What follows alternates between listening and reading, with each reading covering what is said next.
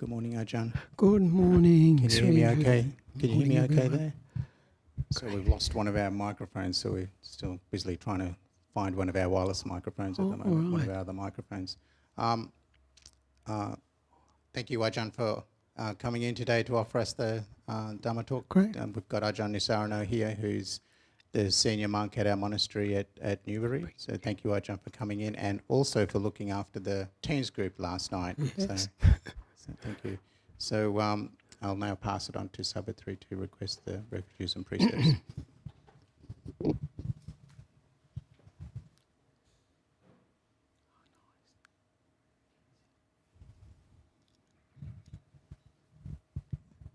Venerable, we request 3 refugees and the 5 training rules.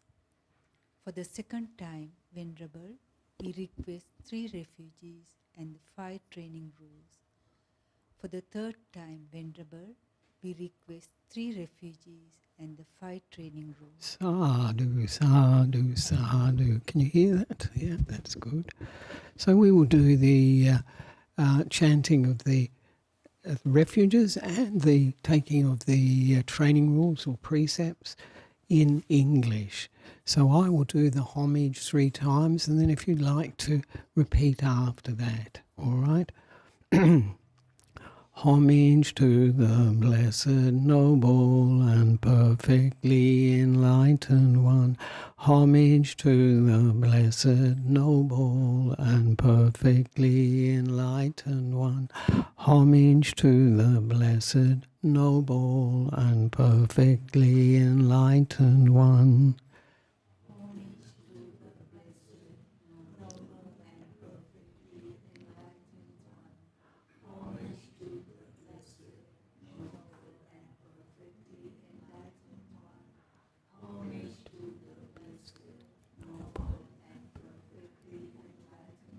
Right, and now the refuges line by line. To the Buddha I go for refuge. To the Dhamma I go for refuge. To the Sangha I go for refuge. For the second time to the Buddha I go for refuge. For the second time to the Dhamma I go for refuge. For the second time to the Sangha I go for refuge. For the third time to the Buddha I go for refuge. For the third time to the Dhamma I go for refuge. For the third time to the Sangha I go for refuge. This completes the going for refuge. Oh, there we are. There we are. Good. Now we do the training rules or precepts, line by line. I undertake the training rule to refrain from killing living beings.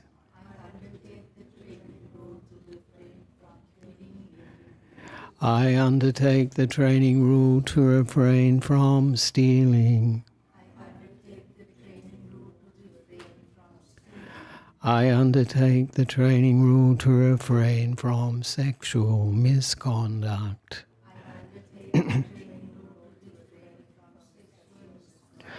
I undertake the training rule to refrain from lying. I undertake the training rule to refrain from alcohol and drugs which lead to carelessness.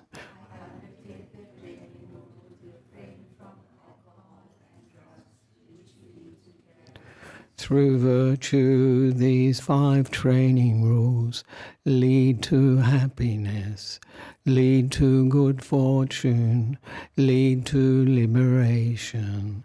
Therefore, let them be purified. Sadhu, sadhu, sadhu. Very important. They're our protection in life and also a great source of happiness too for us. And now we can do the recollection of the Buddha, Dhamma and Sangha together. The Blessed One is the Arahant, the perfectly enlightened one. He is impeccable in conduct and understanding, the accomplished one, the knower of the worlds. He trains perfectly those who wish to be trained. He is teacher of devas and humans. He is awake and holy. The Dhamma is well expounded by the Blessed One, apparent here and now, timeless, encouraging investigation, leading inwards, to be personally experienced by the wise. They are the Blessed One's disciples who are practicing well, who are practicing directly, who are practicing insightfully, who are practicing with integrity. That is the 4 pairs, the 8 kinds of noble beings. These are the Blessed One's disciples. Such ones are worthy of gifts, worthy of hospitality, worthy of offerings, worthy of respect. They are the unsurpassed field of merit for the world. Sadhu, sadhu. And now for the Buddha's words on loving kindness. This is what should be done by one who is skilled in goodness and who knows the path of peace. Let them be able and upright, straightforward and gentle in speech, humble and not conceited, contented and easily satisfied, not busy with duties, and frugal in their ways, peaceful and calm, and wise and skillful, not proud or demanding in nature. Let them not do the slightest thing that the wise would later reprove, wishing in gladness and in safety. May all beings be happy, whatever living beings there may be, whether they are weak or strong, omitting none, the great or the mighty, medium, short or small, the seen and the unseen, those living near and far away, those born and to be born. May all beings be happy. Let none deceive another or despise any being in any state. Let none through anger or ill will wish harm upon another, even as a mother protects with her life her child, her only child. So with a boundless heart should one cherish all living beings, radiating kindness over the entire world, spreading upwards to the skies and downwards to the depths, outwards and unbounded, freed from hatred and ill will, whether standing or walking, seated or lying down, free from drowsiness. One should sustain this recollection. This is said to be the sublime abiding, by not holding to wrong views, the pure-hearted one, having clarity of vision, being freed from all sense desires, is not born again into this world. Sadhu, sadhu, sadhu. There we are. So great. That's good. Always nice to start with the Buddha's words on loving kindness. And of course, if you remember the what it was saying, it says we should develop this while we're standing or walking, seated or lying down. So, is there any time we shouldn't be developing metta? All the time. It's necessary. It's really very, very helpful for us. Not only for us, but for others as well. They get the benefit. So I thought today that I would talk about something that I've been talking about recently. I see a few people from my recent retreat. It was the long weekend retreat that we had in earlier in March, and it's about thinking. And I think thinking's always something that's a good subject, and it is called thinking a blessing or a curse. Yes, how the Buddha recommended we relate to thinking in meditation and daily life. Because thinking is something that drives all of us. And you see thinking, and I'll talk about a bit when I talk about the process of thinking, it drives our perceptions, it drives our feelings. Everyone here knows, when you're upset, if you think about what's upset you or who's upset you, wow, really increases that feeling, that perception, and it gets into a bit of a cycle, and you find you can't let go of it. And of course, the Buddha is explaining to us really how we're driven by these stories that come into the mind, actually these stories arising out of our perceptions, which may not have a lot of factual basis, actually. And sometimes it's can be quite funny when you've had sort of a story running, and then you find, no, it was nothing like that. It was nothing to do with that. And only recently I was looking for a lift to come here, actually, and I saw someone on the dana list, on those people who were offering at the monastery, and I saw this name and I thought, oh, it's him. And so I sent a message to this person, and then they said, oh, they couldn't give me the lift, but they'd contact somebody else. And then came the dana day, the day I was getting the lift. It was a completely different person, same name. And yet I knew that there were two people with the same name. And I thought, oh, it's him. And I can just see that we call it the underlying perception of a desire. I wanted to get this lift. And then I thought, yes, it's him. So we can see perception working. And actually, if we understand the process, we don't have to be victims of it as much as we often are. So there's a wonderful series of suttas, where the Buddha explains the nature of thinking and the types of thought that we should encourage and types of thought we should discourage. It's pretty obvious, really, isn't it, really? And, of course, the last one, of course, is the Buddha's advice on how to deal with thinking in meditation, when it occurs in meditation. And he gives 5 techniques for dealing with thinking in meditation, which are very useful in meditation, but also applicable to daily life too, I feel, anyway.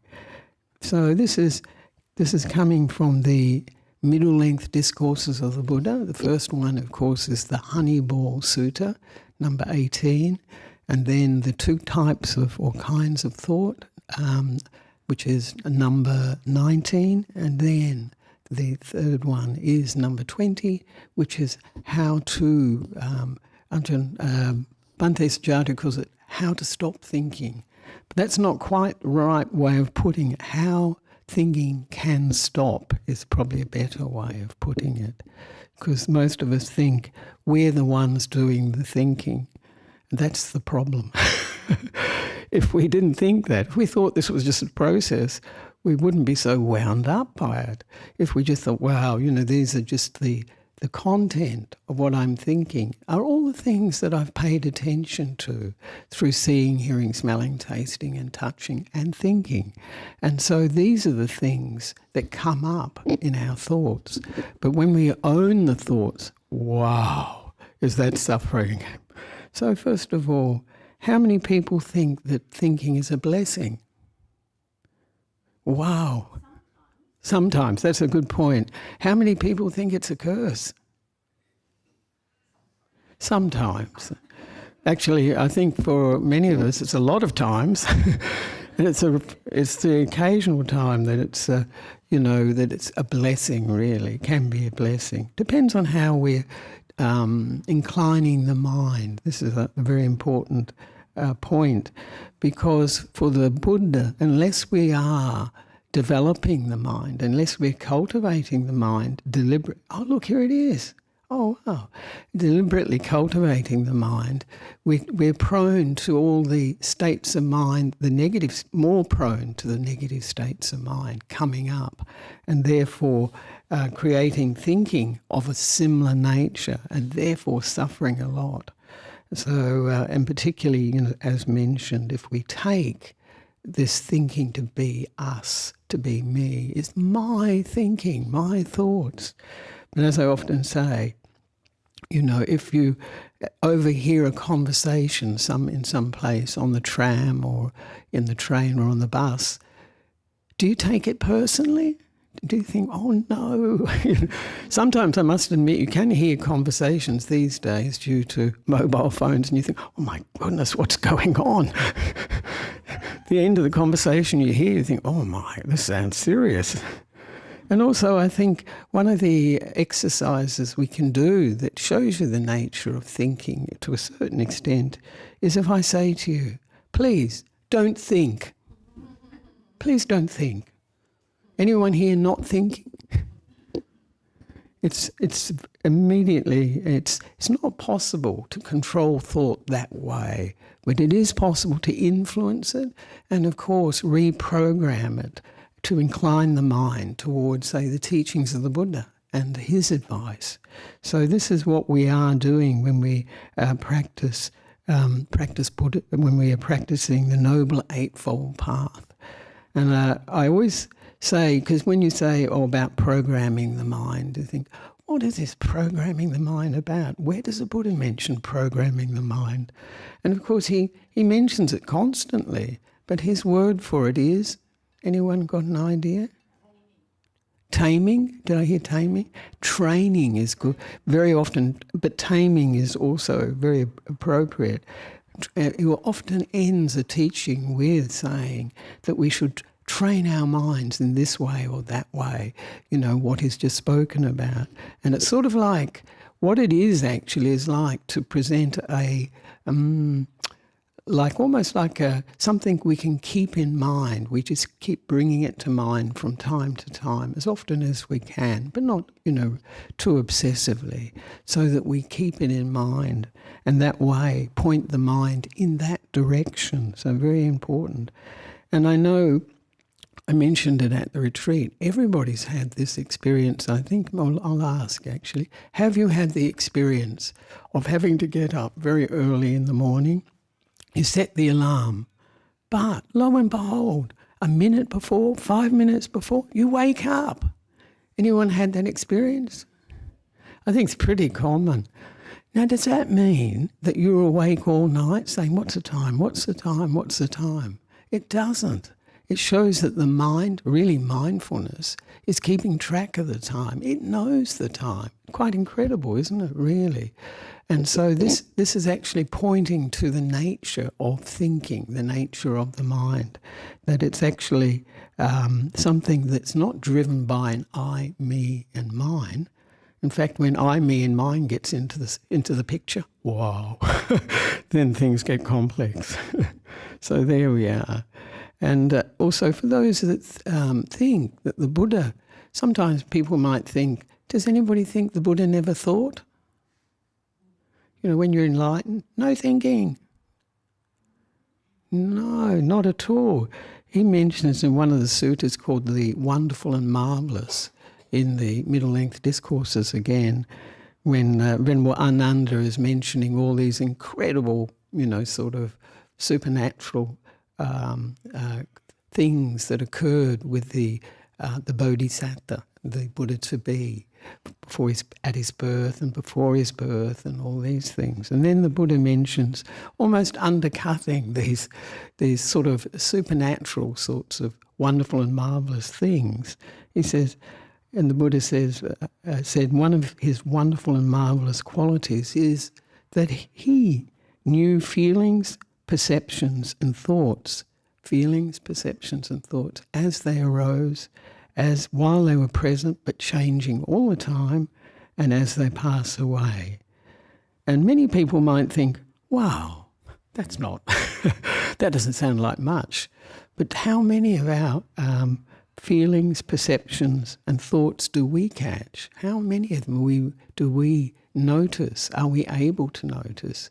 And actually, when he's talking about feelings, perceptions and thoughts, he's talking about the nature of perception, really. That's how it's happening. But if I say to people, oh, what's the nature of perception? Well, I just perceive, really. It's just there or it isn't there.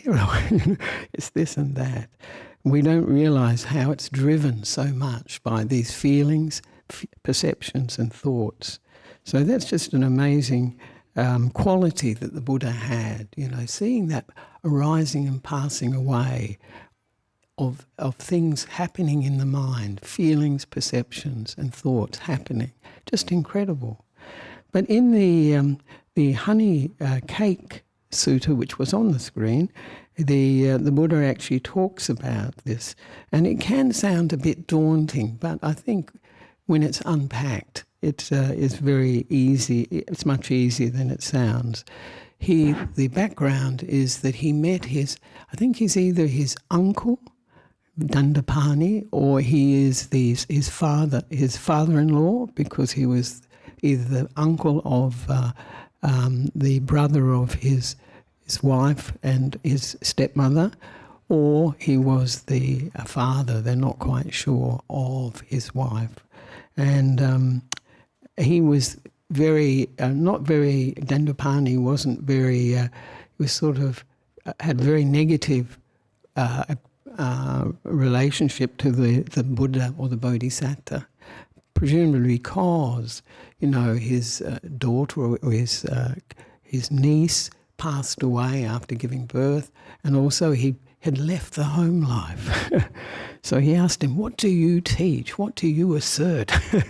Venerable, the recluse Gautama. He doesn't use very polite language. And the Buddha gives a teaching, and then he only gives it in brief, and then another monk, Markachana, explains it. But I'll give a little bit of it from here and explain as we go along.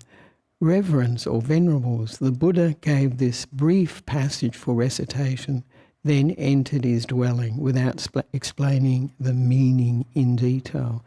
When the Buddha did this, there's lots of people wonder why he did it.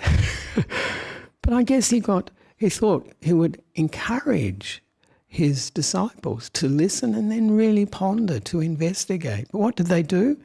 As soon as he went in, they went and found somebody else who could explain it.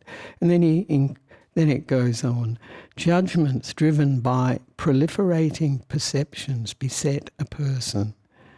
If they don't find anything worth approving, welcoming, or getting attached to in the source from which these arise, just this is the end of the underlying tendencies to desire, repulsion, views, doubt, conceit, the desire to be reborn, and ignorance.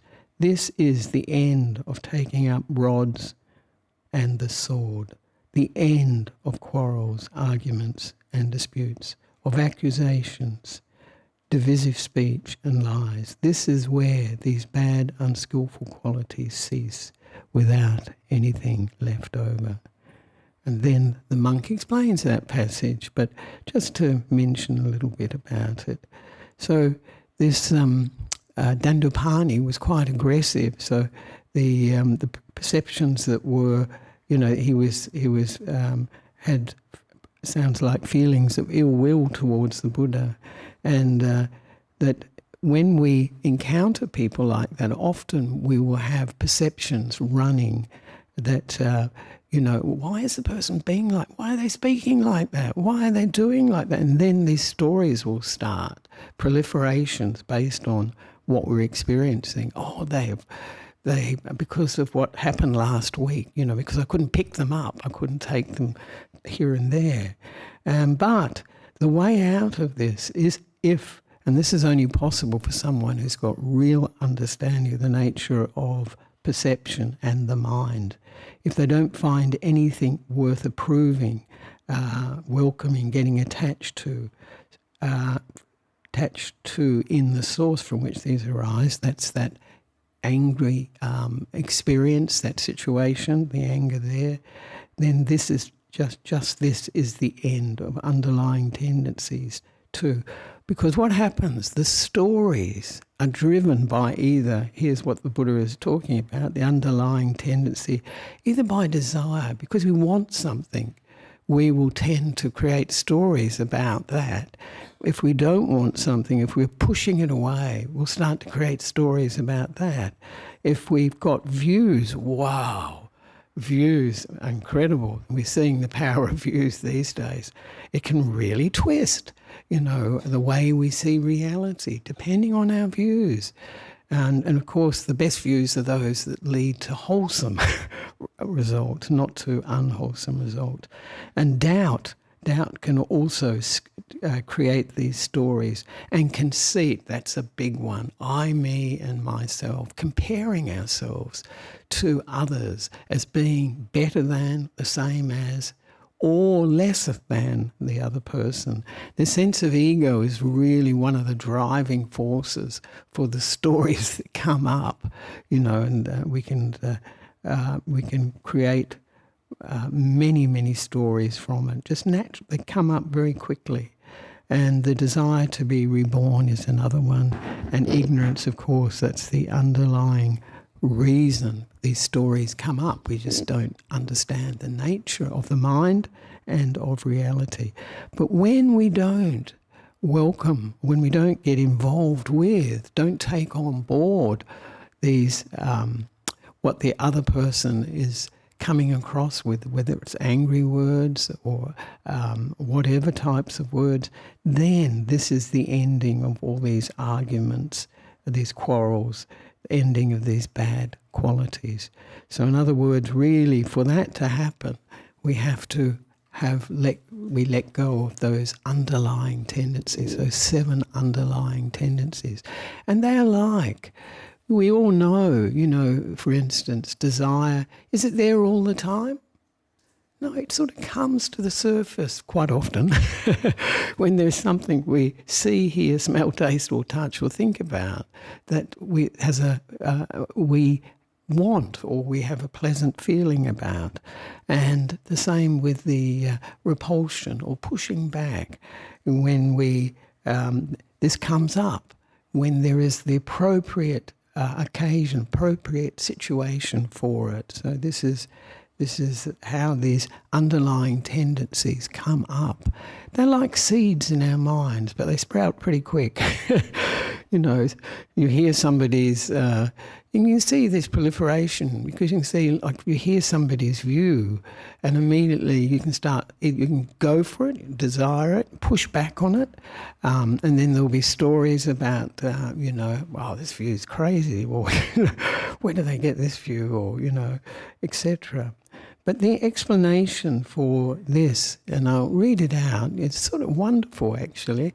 When I read the Buddha's teachings, I think they're so incredible. They're not like any other tradition, religious tradition that I know of. Most of the religious traditions faith-driven, but this is just so wisdom-driven. It's incredible. It's almost like, scientific formulas in a way. It's quite amazing. So Mahakachana, this is his explanation. Eye consciousness arises dependent on the eye and sights. The meeting of 3 is contact. And contact, oh, look at that. Isn't that brilliant? Thank you. Quang Hui, that's great. Meeting of the three is contact. And contact is a condition for feeling. What you feel, you perceive. What you perceive, you think about. What you think about, you proliferate. What you proliferate is a source from which judgments driven by proliferating perceptions beset a person. This occurs with respect to sights known by the eye in the past, future and present, and all the senses. So I don't know if you're getting it from that. This is the nature of perception, this eye consciousness. This is the software that allows us to see sights, but there has to be an object, and our consciousness has to be involved. We're paying attention, and so when the three of them come together, then we can have this contact. And contact is, whenever we have any contact, there's going to be a feeling coming up from it, believe it or not, moment by moment, whether it be pleasant, unpleasant, or neutral. A lot of the times, if you ask somebody, what's going on for you? Oh, nothing. That's probably another way of saying neutral. So when we have contact, then of course, you feel that comes with it. We can't turn that off. This is one of the insights, really. Well, I think most people are aware of it. The process of perception you cannot turn off. It's just going to keep running and running and running unless we become fully enlightened and put an end to being reborn again and again. So what you feel, you perceive. So feeling and perception come together. And in fact, they have to really, just to be able to perceive, this is pleasant, this is unpleasant, the feeling, or neutral. So there's perception involved. These two things are happening. And what is perception? The Buddha, he's got a very good definition of perception is, this is yellow, this is white, this is blue, this is red. Perception is seeing the recognition of things through each of the senses and the mind. And it's like a database, actually. It's a database. And sometimes I often say with perception, you can see it running when you see a pattern on the floor, for instance, and then you start to see things in it, little figures and faces, and it's not there. But where is it coming from? It's coming from our database of perceptions, of memories, of things that we can recognise. And so it's very interesting when you see that. You're seeing how perception runs. And so that way it can make us a little bit careful about perception. These days, with the internet, it's even trickier, isn't it? Because you can photoshopping is gone far beyond what it used to be. Sometimes it was a bit sort of pretty obvious, but now you can use AI to dance with President Trump and things like that. I saw this and I thought, wow, and it looks very realistic, doesn't it? So we've got to be very careful with perceptions. We always say seeing is believing. Is that true? I think we should just be a bit wary, actually. We should say, maybe. And of course, the Buddha says, whatever we perceive, we think about, we react to it, we have thoughts about it, we have these underlying tendencies, desire, repulsion, views, all these sort of things can come up as a reaction with this thinking. And when we think, then it starts to really take off into stories driven by these underlying tendencies, desire, repulsion, this sort of aversion, views, doubt, all of these things can drive it. And so this is leading to the stories that we experience. And I always remember Ajahn Jaggero's story. I was going to look for a better one, actually.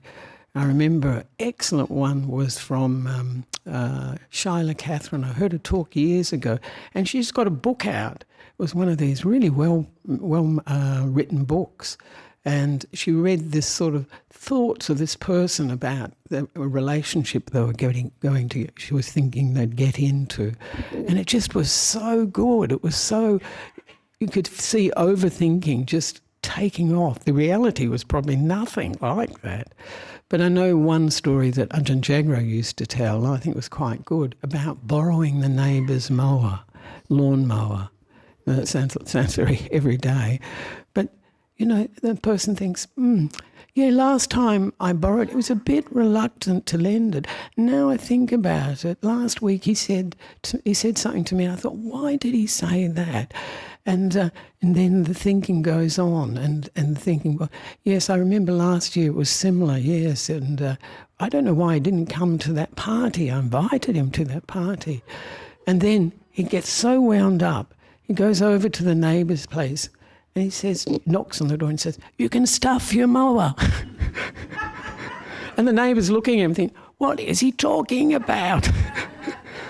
Have you had this experience that people come up to you and they say things or do things and you think, where are they coming from? I don't know any of the background to this story. But when that happens, you can suspect that this proliferating about thinking has happened in a big way. You're not party to it. That's one of the interesting things. But you can tell that it's driving it. And then with that proliferating thought, this carries it a bit further, then judgments driven by this beset the person by these different perceptions. And you can see, you know, when we proliferate in our minds, the stories go, then more feelings come, and then more perceptions, and then it starts to keep going around like a whirlwind, feeding each other, and it gets stronger and stronger. We get caught in a loop. So it's very interesting. This is very common for us as human beings. But if we have the Buddha's teaching, we have an idea, oh, this is feeling driving perception, driving thinking, and then the thinking being, as it were, hijacked by these underlying tendencies of wanting it, not wanting it, views. All these things can influence how these stories develop and then bring up more feelings, more perceptions. So this is something that we can see in our lives, and it's so useful to see the process, see what's going on, so we don't have to fall for it. Too often we do fall for it. But later on we can be a bit wise and think, oh, right, that was only a story, you know. And these thoughts, these stories, of course, they create a whirlwind of emotions, don't they? They can create anxiety, feeling. Panic attacks are a perfect example of it. You know, you really get caught up in it, and this really builds, and the fear builds, depression, and of course, it's really not reality, but it's what's going in our minds, what we're experiencing in our emotions. So this is well worth people just reflecting on it in their lives, this nature of perception. So, why is it called honey cake? Why is it called honey cake? Called honey cake. That's a good question, actually. It's called honey cake because at the end of the sutta, the Buddha, Venerable Ananda asked the Buddha, "What is the name of this teaching?" Is it at the end of? Can you show that at the end? Just at the end, Quan Hui. It's just there. There. Wait a minute. It says here. There we are. Well then, Ananda, you may remember this exposition of the teaching as the honey cake discourse. But it says here, the explanation comes a bit higher. When this was said, Venerable Ananda said to the Buddha, "Sir, suppose a person who is weak with hunger was to obtain a honey cake. Wherever they taste it, whatever part they taste it, they would enjoy a sweet, delectable flavour. In the same way, wherever a sincere, capable mendicant," this is a monk or a nun, but also lay people, "might examine with wisdom the meaning of this exposition of the teaching. They would only gain joy and clarity. Sir, what is the name of this exposition of the teaching? That's the background. So you can see, and of course it is, when you hear the teaching, when you focus on it, I'd encourage you to read it actually, and you might think, wow, what was that about? But the more you look into it, the more you will see, and there's been plenty of teachers who've spoken about this sutta. It's a very, very famous sutta, but it's a very important one too. So I might just, I don't think I'm going to get through all 3 suttas, but nevertheless, doesn't matter. And I might just mention a Nasrudin story to lighten up, and that is always lightening up.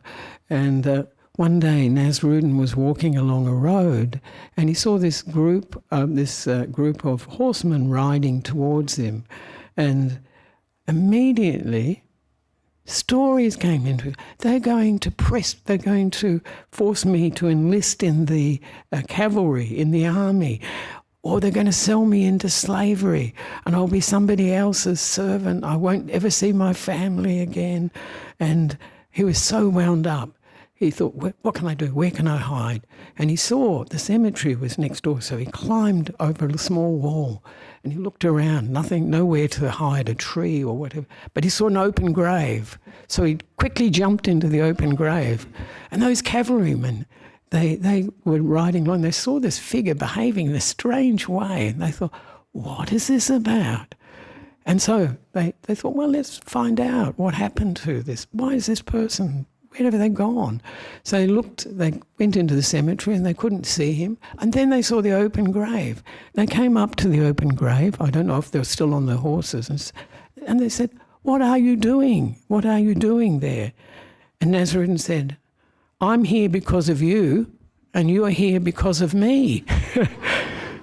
And it's just these proliferating stories, first for Nasrudin and then for the cavalrymen. They think, is he a lunatic? Is he crazy? What is he? Is he somebody on the run? Is he the enemy? Whatever it is.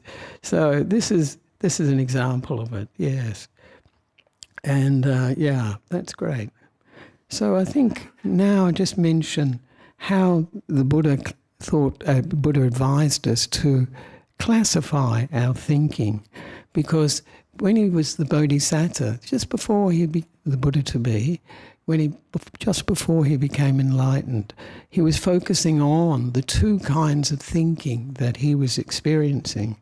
And it's very nice to see that the Buddha to be experienced these unwholesome states of mind, of desire, ill will, and also harming or hurting, and also the other side, which is the thoughts or intentions of nekama. This is often called renunciation, looking for happiness inside rather than outside, and also non-ill will, so lots of metta, kindness, and also non-harming, so like compassion and being helpful, being thoughtful. And so the Buddha to be, this is, the background to that is that this happened after he'd taken the milk rice.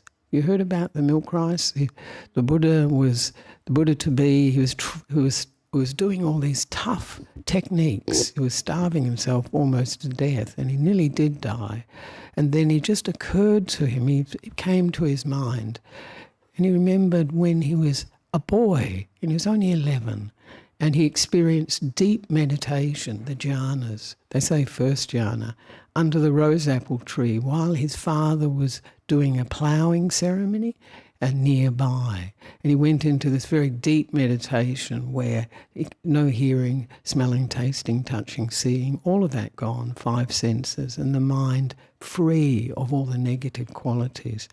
And they must have, when they saw this, I think that the family and so on, they must have been a bit concerned, because he would not be responding to when they called him, when they spoke to him, when they touched him. And it would just be a matter of time before he came out of that meditation. Anyway, he was very close to death, and this memory came up. And then his mind said, could this be the way to enlightenment? And then his mind said, this is the way to enlightenment. And then from that realization, he knew he had to start eating again. And so then, of course, Sujata offered this milk rice, which very interesting to hear, because in Sri Lanka they call it kiribat, but evidently I heard in India it's very watery or milky, it's very liquid, very appropriate for breaking a fast.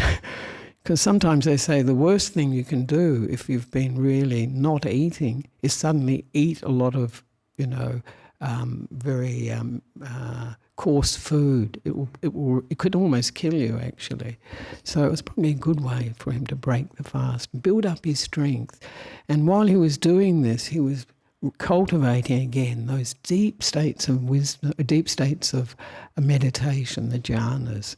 And as he was doing that, this is what occurred to him. What actually helps develop the meditation was dividing his thoughts. And of course, the thoughts of going towards enjoying the senses, seeing, hearing, smelling, tasting and touching. He knew all about that. Thoughts of ill will, harming and also harming. He knew about those, and he knew they weren't the path. And they cultivate negative qualities in the mind. If you're going to develop the deep meditations, you need a pure mind, a mind that's free of all that negative stuff. And so he was going to incline towards these thoughts of renunciation, looking for happiness inside, thoughts of loving kindness, of compassion, these sorts of thoughts. And he said, this is what, I'll just quote the sutta because it's quite nice to have a little bit.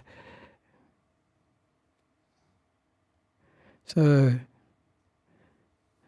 it says, monks, whatever a monk frequently thinks upon and ponders upon, that will become the inclination of their mind. If they frequently think and ponder upon thoughts of sensual desire, they have abandoned the thought of renunciation to cultivate the thought of sensual desire. Then their mind inclines to thoughts of sensual desire. If they frequently think and ponder upon thoughts of ill will, etc., upon thoughts of harming, they have abandoned the thought of non-harming to cultivate the thought of harming. And then their mind inclines to thoughts of harming. So this is seeing the negative side, and of course the Buddha mentions in that sutta the positive side as well. But this is very much it's a teaching for us too, that are we really encouraging thoughts of sensual desire? If you look at the content of your thoughts, it's quite sobering. I find it quite sobering. What are they about? They're all about sight, smells, tastes and touches often, and other thoughts as well. But a good percentage is towards the five senses. And that's natural. That's the world we live in. But if we know this is something that will actually, as it were, derail where we look for happiness, if we're looking for it outside, that's where we've always been looking for it and not finding it. And then also these thoughts of ill will, when we have aversion and negativity in the mind, when we're irritated, annoyed, anxious, all these sorts of feelings, with these, we realise that these are not things that support developing the spiritual path. And the same with when we have thoughts of harming and hurting ourselves or others. So I think that one of the very important takeaways is, how did the Buddha to be overcome these? How did he deal with them? And I think this is very practical for us. How do we overcome these negative thoughts or intentions, the ones connected with sensory experience, the ones connected with ill will, all the negative aspects of the mind, and also those ones connected with hurting or harming ourselves and others. And the way the Buddha to be actually practiced was just knowing, recognizing it was enough for him to let go of it on some occasions, knowing it. So this is our first and most important, actually, means of dealing with unwholesome states of mind, is really recognize them. If we don't recognize them, we haven't got any opportunity to do anything about it. And so this recognition, very important. And then the next thing that the Buddha to be realized, these lead to harm for myself. And then he could let go of those thoughts. And if that didn't work, then he could also continue and say, oh, these lead to the harm of others too. And then he could let go of it. And if sometimes that wouldn't work, and then he would think, this leads to the harm of both, for myself and others, and he could let go of it.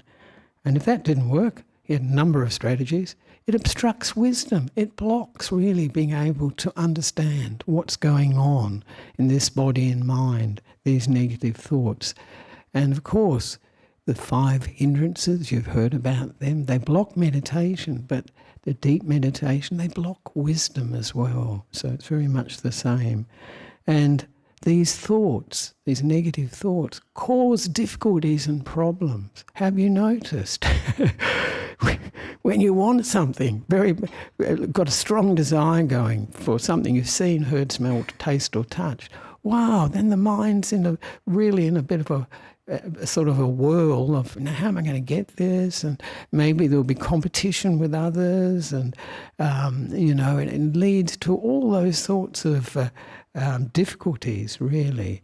And especially, if we have negative thoughts too, the negative ones, the ones of ill will and harming or hurting, really leads to difficulties. And lots of unpleasant speech and actions can result. And then it leads away from Nibbana, or leads away from the goal of the Noble Eightfold Path. And that was enough for him to let go of these unwholesome thoughts. And I always remember what he advised his son too. Similar list, but he also had, if you realise, once you recognise a thought or an intention, once you realise it's coming from an unwholesome motivation, that can help us let go of, oh yeah, this is definitely desire running, this is definitely ill will running, and this is definitely delusion running. Or, and the last one the Buddha advised his son about was, well, what were the consequences of doing, saying or thinking like this? Were they pleasant and enjoyable, or were they painful and unpleasant? So this is a very good way for us to check it out. And then the Buddha mentioned, so too I saw in unwholesome states danger, degradation and defilement, and in wholesome states the blessing of renunciation, the aspect of cleansing. And what he did, of course, what did he do? He'd encouraged the wholesome states of mind. And of course, they had no problem with them, looking for happiness within, loving kindness and compassion, not harming or hurting himself or others. And they're really wonderful states to have. And he said he saw no problem with these states of mind. He could think like this, night and day. They usually said, they didn't say day and night, they said it the other way around. Night and day, he could think this, no problem. But then he said, but excessive thought tires the body and disturbs the mind. And the mind can't be quietened internally and brought to stillness and oneness.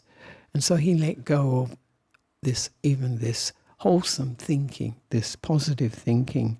And then when he did that, of course, it goes into the deep meditations, the jhanas, first jhana, second jhana, third jhana, these very deep meditation, fourth jhana. And from the fourth jhana, then he could recollect his past lives. Then he could recollect then he could also, so he saw millions of rebirths, just so many. And also he realised how beings pass on from one life to the next. What's the mechanism? And of course it's their actions of body, speech and mind in their past life or lives before. And then, of course, the third knowledge he realised in the last watch of the night was the destruction of the really deep defilements of the mind. That attachment we all have, but a very deep one is this attachment to the five senses, to sense experience, the attachment to existing no matter what. I call it bhava, and also the attachment to ignorance, not really understanding how things are. If we did really understand how things are, we know the Four Noble Truths. We know the way out of samsara. So this is what the Bodhisattva, he realised on the night of his enlightenment, and of course broke through to full awakening. And I'd just like to end, I didn't get to the third sutta, but I'll just like to end with the famous words, or the first words of the newly awakened Buddha. And I think they're lovely, they say it all. Where is it?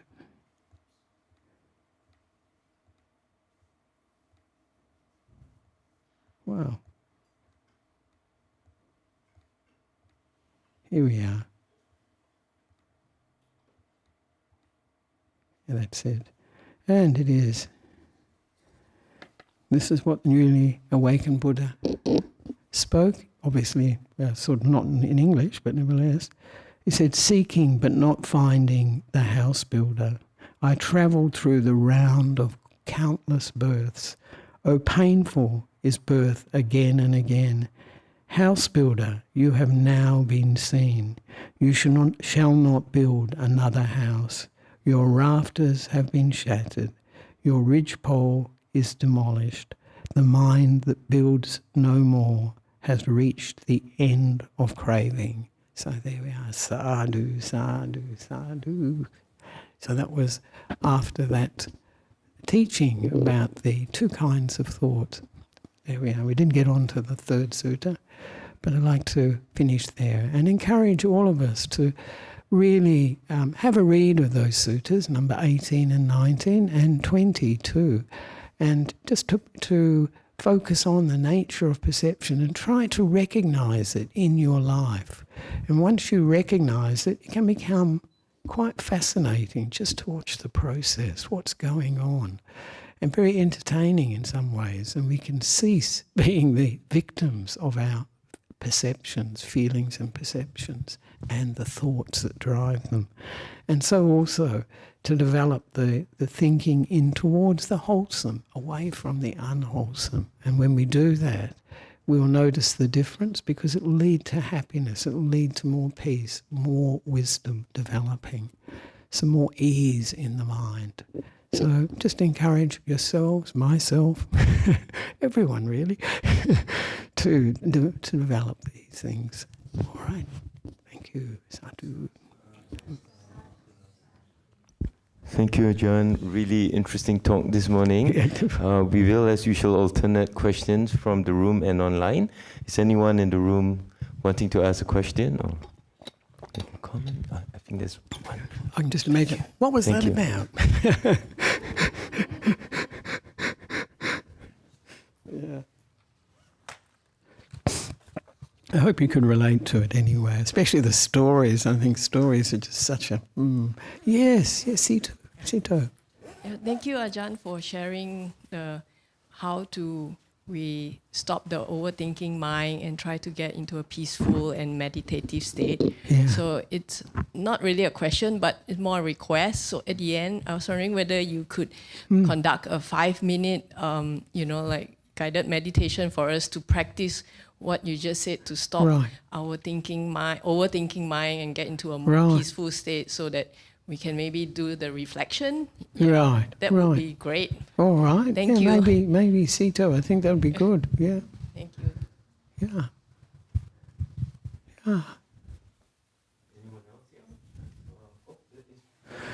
I just would say, you know, when we meditate, Sito, you can see if the meditation is really happening, that the thinking naturally reduces.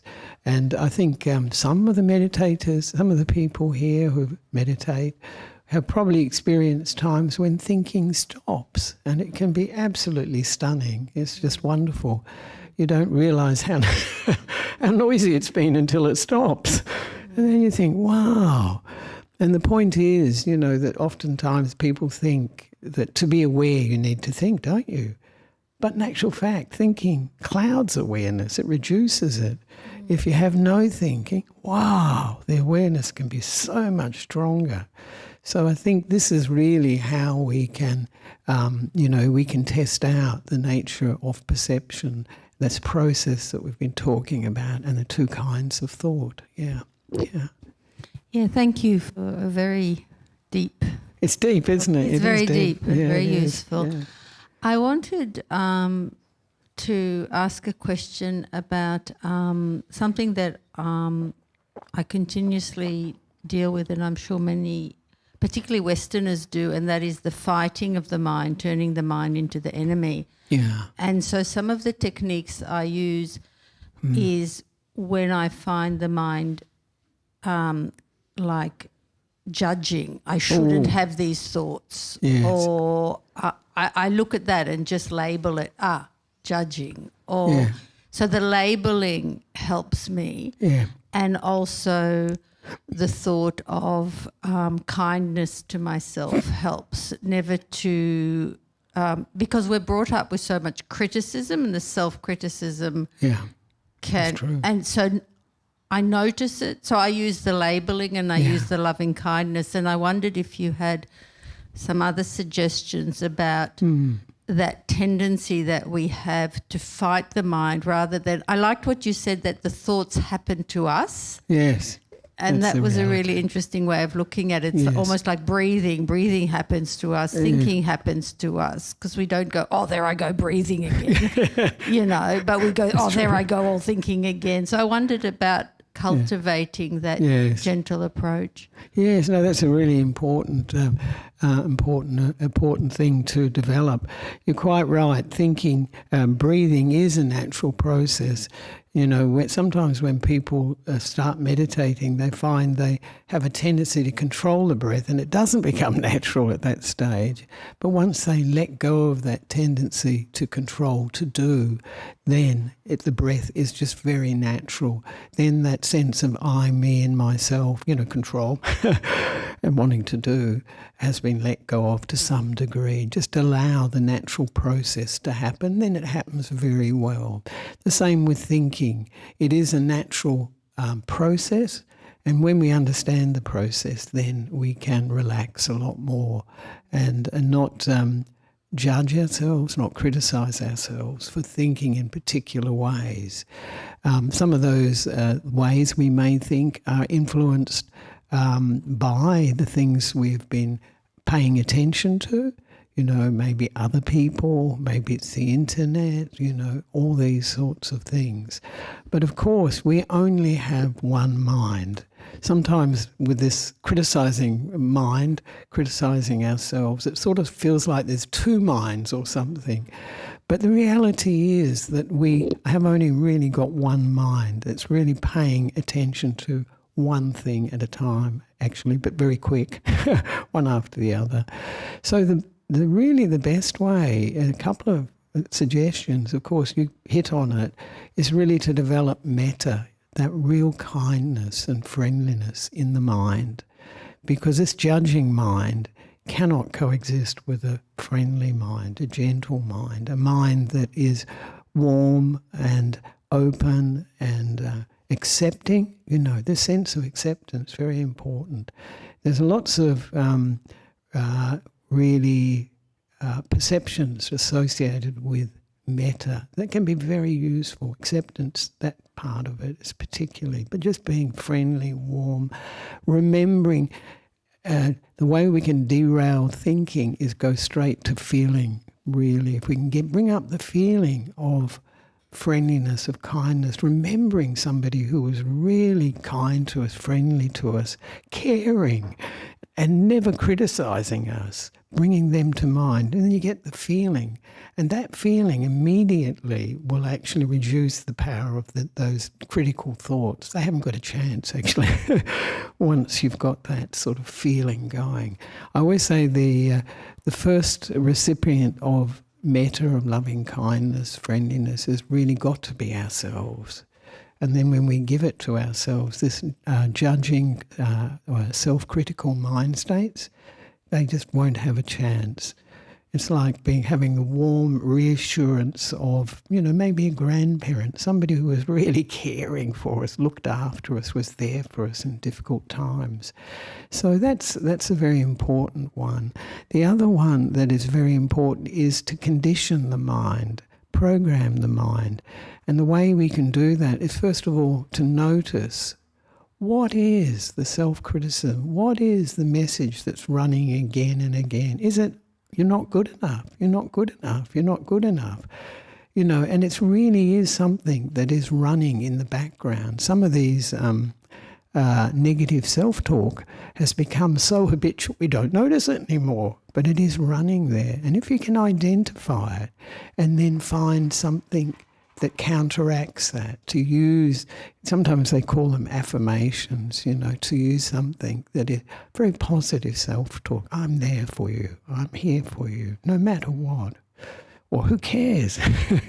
Whatever it is, as to use another mantra, as it were, to replace it. So these are, possibilities for dealing with that negative self-talk, which is usually so unkind, so hurtful and harming. Yeah, hurtful and harming. Yeah. So, all right. Thank you for that. I hope that that suggestion of developing the feeling of metta, and also using a mantra or an affirmation that undermines the power of the negative self-talk.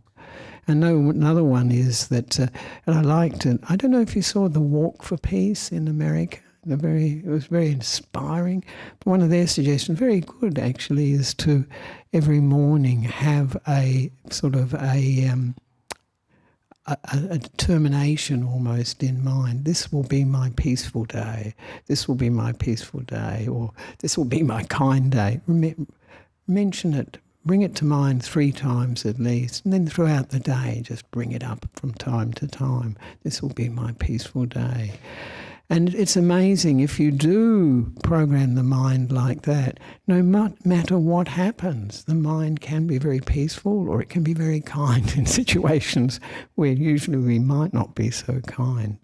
And it is very much like when we program the mind to get up just before the alarm, when we have to get up very early. Same idea. And this is why the Buddha is talking about training our minds, because whatever we give attention to, and that 2 kinds of thoughts, Sutta was pointing to it, that's what we'll develop. If we give attention to the positive, the wholesome, negative hasn't got a chance. So these are some thoughts, that you can, for dealing with self-criticism. Yeah.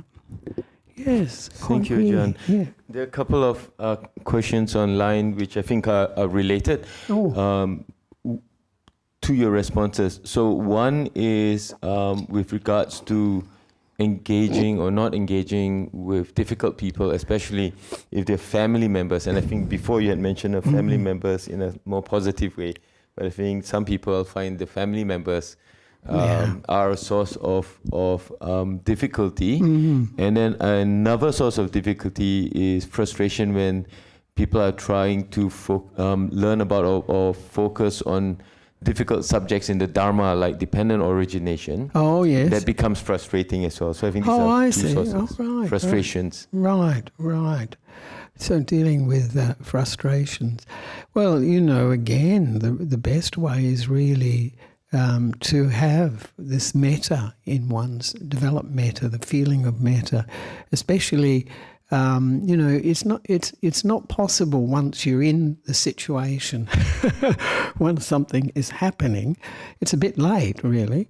So it's better to develop this sort of metta, this kindness, this being there for yourself, friendliness, support, internal support.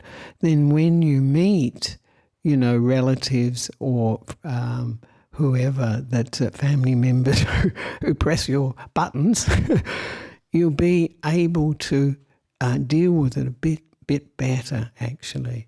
And also, for that person, you can use wisdom power to a certain extent. Often wisdom power doesn't work as strongly as the emotion. So metta, this friendliness, loving kindness, works very well. It gives us that inner strength and support to deal with difficult people. But also, if we understand the nature of perception, then we can see this pressing of the buttons, is the arising of feeling, giving rise to these negative perceptions that are giving rise to this talk. Oh no, they're doing it again, they're saying it again. And so if we get interested in the process, we step out of the reacting quite so much, and we're seeing the play of perception. But that's much more driven by wisdom, and as I said, much more difficult to enable us to disengage.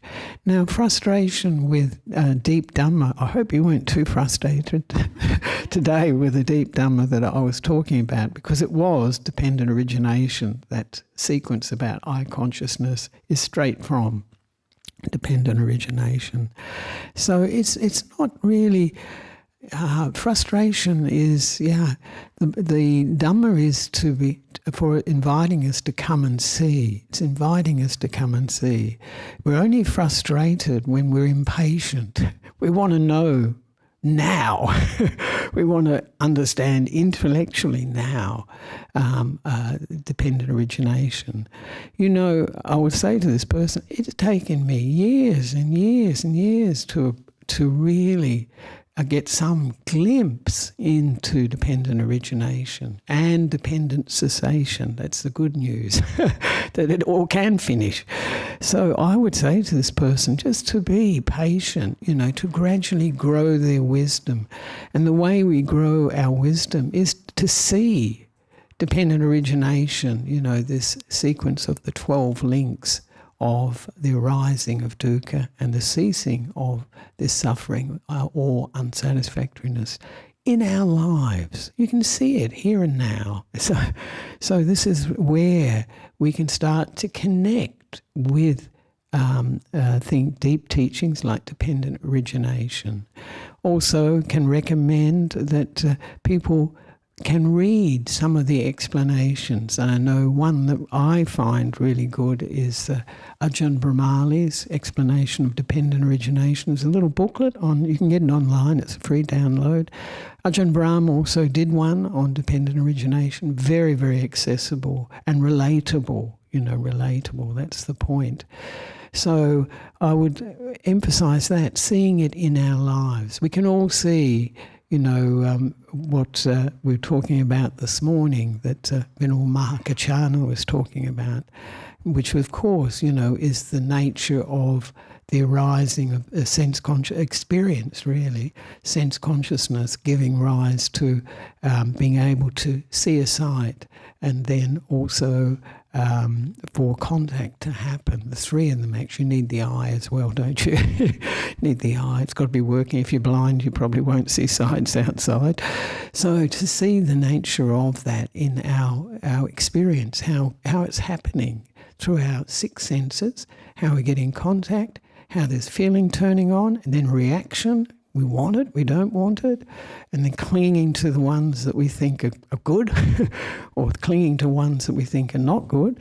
And so this is where we can see dependent origination in our lives. So I'd say, just take it easy and you'll understand more and more as time goes on. And I'd like to finish there. Sorry about the 5-minute meditation, Sito. Maybe tomorrow. No, I'm not doing tomorrow night, am I? No, that's it. There we are. Now the announcements. Have you got time for just one? Oh, to share. Oh, lovely. That's good. Yesterday, Frank and I went to the Symposium of Compassion at the Great Stupa, Bendigo. It was in celebration of the Dalai Lama's 90th birthday. So I thought this is really a beautiful place to share one thing. And one thing we can raise a joy in our minds, they said, was generosity. Absolutely. So that thought, when you have done something tiny that can bring so much joy. And one other Tibetan Lama said something so beautiful. Oh, lovely. He said he loves the word good morning or good evening. It's such a beautiful thing. We never go around saying bad morning, bad evening. So he said just the two words, say it the way you say, have a good morning. Yeah. Have a good, that's coming from loving kindness to someone. It is. So even that little thing can bring one joy, he said. Yeah, no, that's the right kinds of thoughts, actually. They definitely, It's interesting. It's people who don't probably not don't have that language as their first language, English, for instance. They can see how we speak English and so on in a depth that we can't see. We get so used to it. It's just good morning, good night, whatever. So thanks for that. That's lovely. That's very inspiring. It sounds great. Thank you, Ajahn, for the talk today. A very lovely talk today. And thanks for coming down from Newbury for this. There's a couple of announcements here. So you'll see here there's a hastily prepared money tree inside what looks to be a bin. But it's to do with a communal fundraiser. So the BSV online community is hosting an informal fundraiser today here, and it's supporting. It's their way of supporting the continued sharing of the Dhamma by the Buddhaloka Centre here at the BSV to the online community. The event will follow the style of a forest cloth offering, a short traditional Thai ceremony which requisites are offered to the Sangha, delivered in multiple languages to reflect the diversity of the BSV online community. The offering will take place here at the meditation hall after the Sunday communal lunch at 12:30 p.m. So everyone's welcome to join. For those joining online, details are in the newsletter and also on the announcements channel on Discord.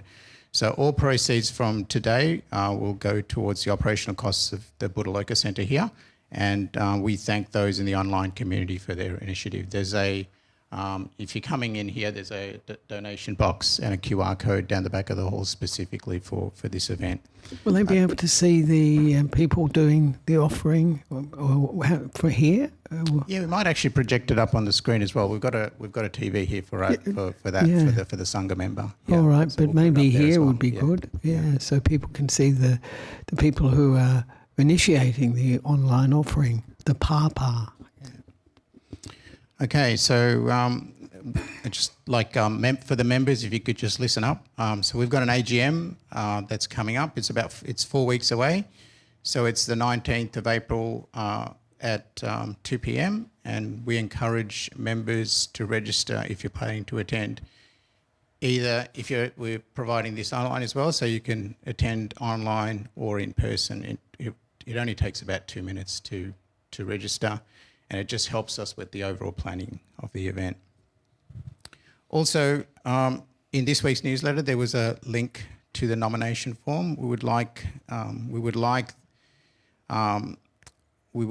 the committee to be more representative of the community. So we encourage those who are regulars here at Buddhaloka or at Newbury, or if you're a parent or a parent of a child in the Dhamma school or in the teens group, or if you regularly attend City Zen Young Adult Group activities, and you're an active member of our online community. So if you're part of that, we invite you to join the committee and have a seat at the table and be a voice for those communities, right? So, and really outside the executive roles, the time commitment is pretty manageable, and your role isn't meant to be managing portfolio. It's to provide an insight and perspective to ensure that the BSV stays grounded in the needs of its members. So if you're considering joining the committee, then please come and speak to me or one of the other committee members that's here. It's important for the committee to have new members and the turnover of members to keep them basically keep it refreshed. Okay, so nominations close on the 5th of April. There's nomination forms on the pin board, and I've got a couple here with me as well. So we're just 2 weeks away from those nominations closing. So also a special Dhamma talk that's been given by Ajahn Brahm. That's going to be on Friday the 3rd of April. That's Good Friday from 5 p.m. to 7 p.m. here at the Buddhaloka Centre. Now that will be, it's always a big turnout with Ajahn Brahm. So if you want to come along to that event, come early. There'll be parking marshals out there to make sure that we don't end up in a situation where we have to interrupt the Dhamma talk because of people who block the driveway. So please, if you're coming along to that, please make sure that you mindfully park your vehicle as well. Friday Good Friday. It's Good Friday, right? Also, Kalyana Mitta Cleaning Day. So next week's being the last Sunday of the month. It's our Kalyana Mitta Cleaning Day.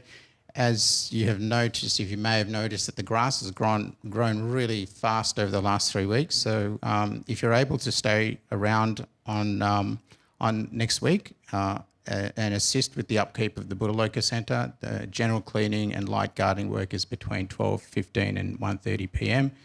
This is a communal space, okay? So, and it's up to all of us to maintain it so that we can all enjoy it. So I encourage you all to join the team. There's a regular team that's part of it. We'd just love to grow the team as well. Okay, some retreats. The Ajahn Brahmali retreat, which is a 10-day retreat, that's over Easter. That's now fully booked and the waitlist is open for that. Also for the Ajahn Brahm 7-day retreat, which is from the 3rd to the 3rd to the 9th of May. That's also fully booked and the waitlist is open for that. So this week's teaching program, Monday night, it's not going to be you, Ajahn. No, you're heading back. No. And then Venerable Chanda Ratna, who gave was running the retreat over at Newbury. That's right. Yes, that's right. Finishing this morning, isn't it? Yeah. Probably after lunch, actually. They're finishing the weekend retreat. Yeah, Venerable Chanda Ratna, very, very popular meditation teacher, and I will be here too for his meditation tomorrow night. 7:30 to 9. So I encourage you to come along to that. And then Tuesday night, our layperson-led meditation is on as usual. Next week's teaching program with Sunday Dhamma talk will be Venerable Sunandananda. Thank you, It's a really, yes, I know Sunandananda. You feel like you get caught in something there. And then Monday night is Ajahn Sadharo. And lastly here for the Sangha Transport, it won't be Ajahn Sadharo that Monday, actually. I think the following Monday. Oh, Monday night is Ajahn Sadharo. Yeah, what did I say that? That? After the 29th, he's going to be going away on the 26th of March. So he'll be away until the 8th of April in Queensland, family matters. So, Okay, so just a Sangha update here. So if anyone could offer a lift to Ajahn Nissarano from the Buddhaloka Centre here, on Tuesday morning, leaving here at 8:30 a.m. If you can do that, please speak to Ajahn Nissarano during the Pinnapada or after during the lunch period.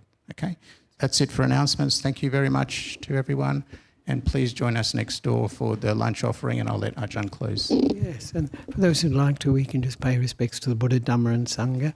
If you're sitting, you can just do it from sitting. You don't necessarily have to bow on the floor.